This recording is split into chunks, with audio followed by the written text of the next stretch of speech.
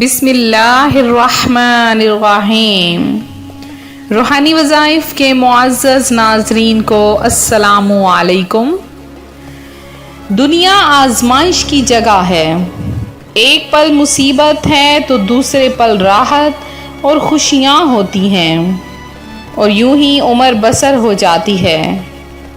ایک عام انسان جس کی نظر صرف دنیا اور اس کی آسائشوں پر ہوتی ہے اور جس کو مصیبت پر صبر کرنے کے بدلے میں ملنے والے ثواب کے بارے میں علم نہیں ہوتا، وہ معمولی سی تنگی اور پریشانی میں بے صبری کا مظاہرہ کر کے عظیم ثواب کو ضائع کر بیٹھتا ہے، جبکہ کامل ایمان والا اور صبر کے ثواب کے متعلق علم رکھنے والے کی نظر میں مصائب و مشکلات کی کوئی حیثیت نہیں ہوتی۔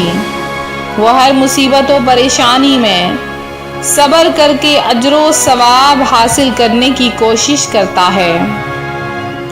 تو صبر کے ساتھ ساتھ اگر اللہ تبارک و تعالی پر مکمل یقین ہو تو زندگی سنور جاتی ہے۔ ایک چھوٹا سا واقعہ عرض کروں گی کہ حضرت اسماعیل رحمۃ اللہ علیہ فرماتے ہیں، ایک مرتبہ میں اپنے ایک دوست کے ساتھ سفر پر روانہ تھا کہ جنگل سے گزرتے ہوئے ہم راستہ بھول گئے۔ پھر ایک خیمہ دیکھا تو وہاں جا کر بلند آواز سے سلام کیا۔ ایک خاتون خیمے سے باہر تشریف لائیں اور ہمارے سلام کا جواب دے کر پوچھا، کون ہو؟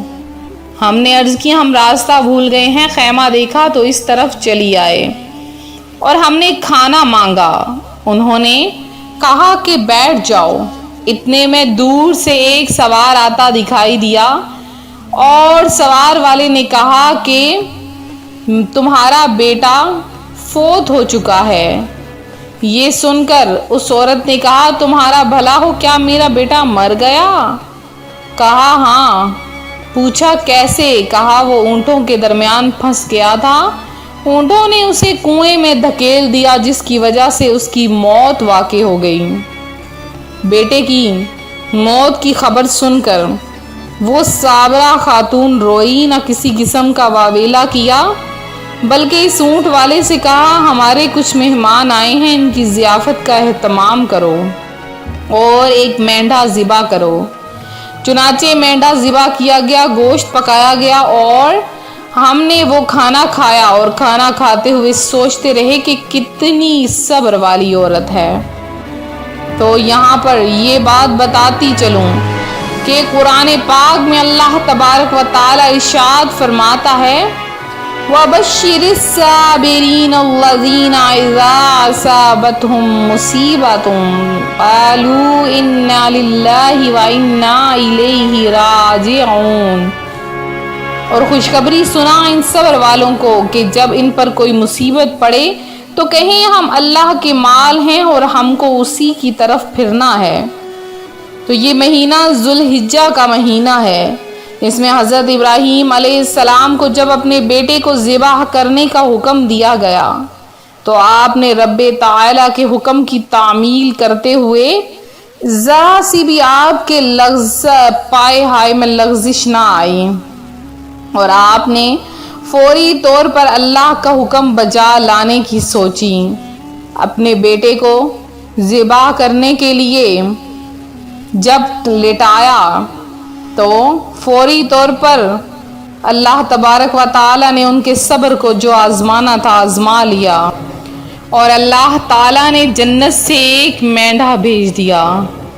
تو جب بندہ آزمایا جاتا ہے تو اگر اس آزمائش پر صبر کرے، صبر و استقلال کا دامن نہ چھوڑے، تو اللہ تعالی اسے بخش دیتا ہے اور اسے اتنا عطا فرما دیتا ہے کہ اس کے پاس اس عطا فرمانے کے لیے ایسی ایسی رحمتیں آنا شروع ہو جاتی ہیں کہ اللہ کا عطا فرمانا اس کے لیے باعث رحمت ہو جاتا ہے۔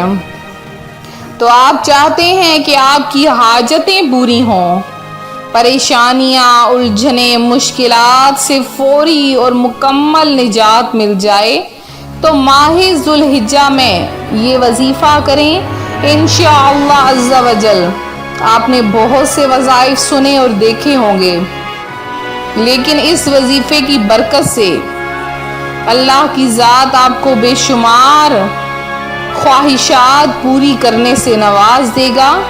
آپ کی پریشانیاں دور ہو جائیں گی، آپ کی الجھنیں ختم ہو جائیں گی، آپ کی مشکل پریشانیاں ختم ہوں گی اور مشکلات سے آپ کو نجات مل جائے گی اور اس کا فوری حل بھی ملے گا۔ آپ نے یہ چھوٹا سا عمل جو میں آج آپ کی خدمت میں لے کر حاضر ہوئی ہوں، بس آپ نے یہ عمل کر لینا ہے۔ عمل کیسے کرنا ہے کہ آپ نے وضو بے وضو، پاک ناپاک، اٹھتے بیٹھتے، سوتے جاگتے، چلتے پھرتے، روزانہ آپ نے ذوالحجہ کے مہینے میں روزانہ 300 بار یہ کلمات پڑھنے ہیں۔ تمام گھر والے بھی پڑھیں، اگر سب نہیں پڑھ سکتے تو جتنے زیادہ تعداد میں پڑھیں گے اتنا زیادہ نفع حاصل ہوگا، رزق کی تنگی دور ہوگی، معاشی تنگی، کاروبار کی تنگی کے لیے یہ لاجواب ہے۔ اس کے علاوہ غیب کے خزانوں سے ضروریات کا پورا ہونا، ملازمت کا حصول، نوکری خطرے میں ہونا، اس کی حفاظت کے لیے پھنسی ہوئی رقم کی واپسی کے لیے، نارمل ڈیلیوری کے لیے، کاروبار میں آسانی کے لیے، جلد شادی یا شادی کے حوالے سے تمام مسائل کے لیے انشاءاللہ عز و جل آپ کے تمام مسائل میں گھری ہوئی زندگی کے لیے یہ آپ کو رہائی دلائے گا۔ تو آپ نے ذوالحجۃ الحرام میں یہ وظیفہ کرنا ہے، روزانہ آپ نے 300 بار اس عمل کو کرنا ہے، جب تک آپ کی وہ خواہش جس کو سامنے رکھ کے آپ نے یہ عمل کرنا ہے وہ پوری نہ ہو جائے۔ آپ نے اس عمل کو کرتے رہنا ہے۔ وظیفہ کیا ہے؟ اول آخر 11 بار درود پاک کے ساتھ پڑھنا ہے آپ نے۔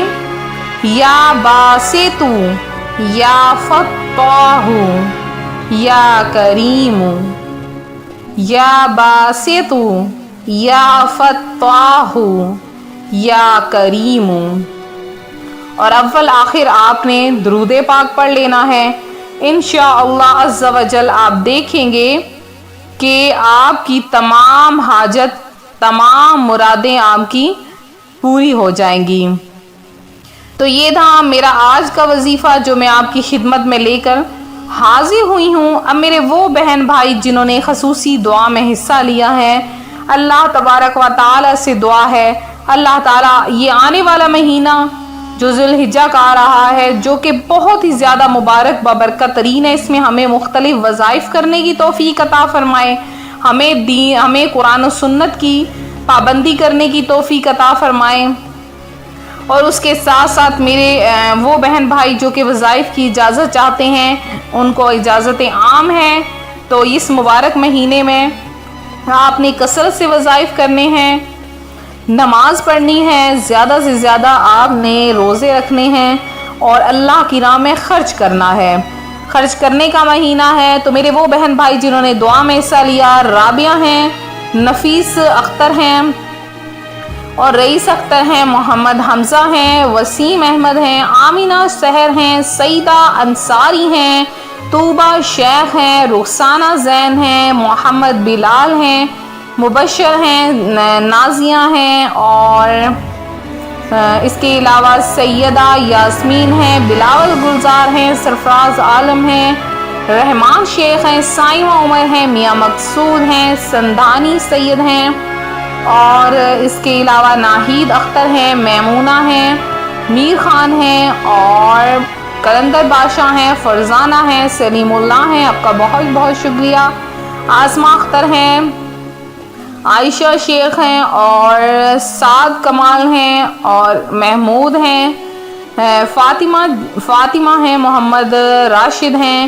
فرزانہ ہیں، اور فرزانہ کے علاوہ ہیں زید ہیں، نائمہ ہیں، اور ظہیر احمد ہیں، ریشمہ شیخ ہیں، زینب بی علی ہیں، سمرہ فاطمہ ہیں، اور خالدہ عائشہ ہیں، اور اس کے علاوہ فریبہ نذیر، یہ چند بہن بھائی جنہوں نے دعا میں حصہ لیا۔ اس کے علاوہ جن بہن بھائیوں نے بھی دعا میں حصہ لیا ہے، اللہ پاک آپ کی حاجتیں مرادیں پوری فرمائے، آپ کی پریشانیاں دور کرے۔